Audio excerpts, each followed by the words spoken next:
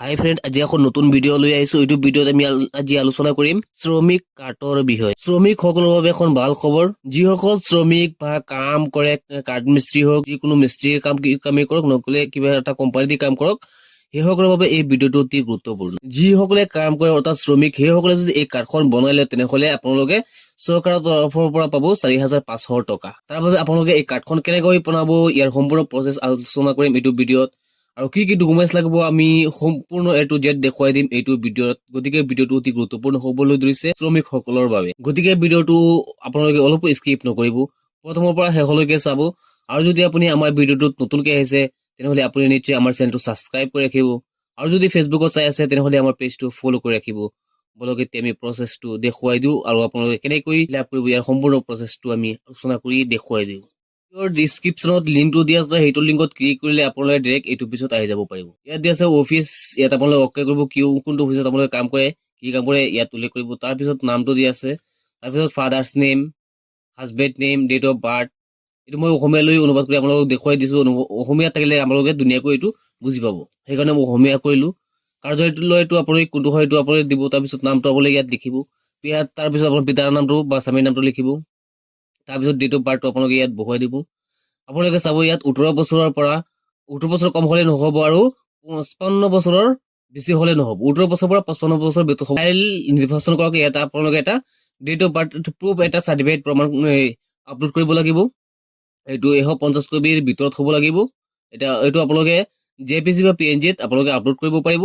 এইটো আপোনালোকে school certificate, কিবা তো আপোনালোকৰ পেন কাৰ্ড, এইবিলাক আপোনালোকে কিবা আধাৰ কাৰ্ড আপোনালোকে আপলোড কৰিব পাৰিব। ইয়াত স্কুল ডাউন কৰিলে আপোনালোকে তলত আহি পাব ফটো আপলোড। ইয়াত আপোনালোকে ফটো আপলোড কৰিব। সেইটো আপোনালোকে 100 KB 150 KB তলত হ'ব লাগিব।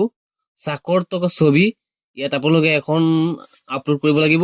এই স্বাক্ষৰত আপোনালোকে য'ত আপোনালোকে কাম কৰে সেই কাম, যিটো ঠিকাদাৰ আণ্ডাৰত আপোনালোকে কাম কৰে সেই ঠিকাদাৰ আণ্ডাৰত এটা আপোনালোকে ফাইল লিখি ল'ব। সেই ফাইলটো আপোনালোকে ইয়াত আপলোড কৰিব। সেইটো আপোনাৰ 150 KB ভিতৰত হ'ব লাগিব আৰু PNG আৰু JPG আকাৰত হ'ব লাগিব। তাৰপিছত আছে এইটো লিংগ, আপুনি পুৰুষ হয় নে মহিলা হয় সেইটো আপোনালোকে টিক মাৰ্ক লগাই দিব। তাৰপিছত আহিছে মোবাইল নম্বৰ। ইয়াত আপোনালোকে শুদ্ধ মোবাইল নম্বৰ এটা বহুৱাই দিব, যিটোত OTP আহিব। OTP নহ'লে আপোনালোকে এইটো পিছলৈ খেলি মেলি হ'ব। আপোনালোকৰ মোবাইলত যিটো OTP আহিব সেই OTP থকা মোবাইলটো নাম্বাৰটো ইয়াত শুদ্ধকৈ বহুৱাই দিব। তাৰপিছত স্ক্ৰল ডাউন কৰি অলপ তললৈ আহিব।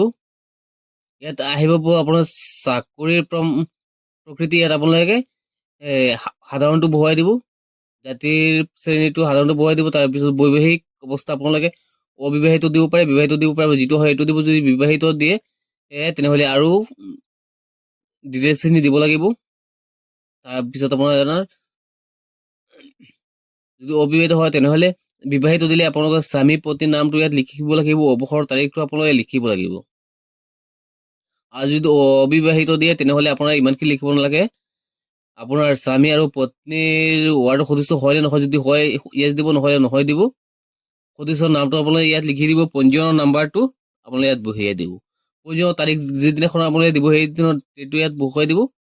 চাকৰিৰ প্ৰকৃতিটো আপোনালোকে দি দিব, জিলাটো আপোনালোকে দি দিব।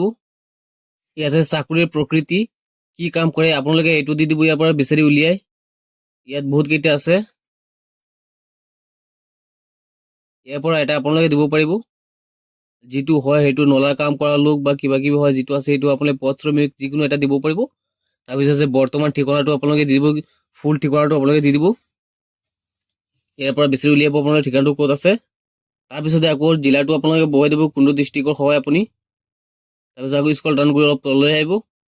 যদি আপুনি ইংলিছত ফিল আপ কৰিব বিচাৰে ইংলিছতো কৰিব পাৰে, মই অসমীয়াত কৰি দেখুৱাই দি আছো আপোনালোকক বুজিবৰ কাৰণে। তাৰপিছত আপোনালোকে ব্লক বা চহৰৰ নামটো ইয়াত বহুৱাই দিব। তাৰপিছত আপোনালোকে ৱাৰ্ড নাম্বাৰটো দি দিব, তাৰপিছত পিনক'ডটো দিব। বৰ্তমান ঠিকনা আৰু আগৰ ঠিকনা যদি একেই হয় ইয়াত আপোনালোকে ৰাইট চাইড বহুৱাই দিব। তাৰপিছত আকৌ স্থানীয় ঠিকনাটোত সম্পূৰ্ণ ঠিকনাটো দি দিব। তাৰপিছত আহিব আপোনাৰ মেইন বস্তুটো আহিছে আপোনাৰ এতিয়া বেংক একাউণ্ট নাম্বাৰটো আপোনাৰ দিব লাগিব। তাৰপিছত বেংকৰ নামটো আপোনালোকে দি দিব। IFC কোডটো আপোনালোকে দিব। বেংকৰ নামটো আকৌ দি দিব। বেংকৰ শাখাৰ নামটো দিব।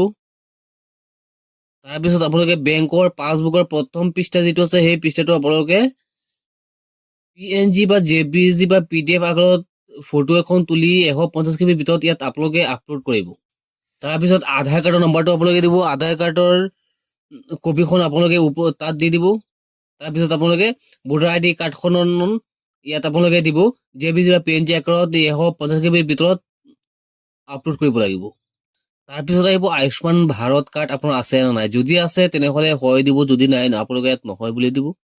তাৰপিছত নিয়োগকৰ্তাৰ নামটো আপোনালোকে ইয়াত লিখি দিব, নিয়োগকৰ্তাৰ ঠিকনাটো লিখি দিব, ফুল এড্ৰেছটো। তাৰপিছত আপোনালোকে ISIPF নম্বৰটো আপোনালোকে ইয়াত লিখিব। তাৰপিছত আপোনালোকে অভিজ্ঞতা প্ৰমাণ পত্ৰটো আপোনালোকে ইয়াত লিখিব লাগিব।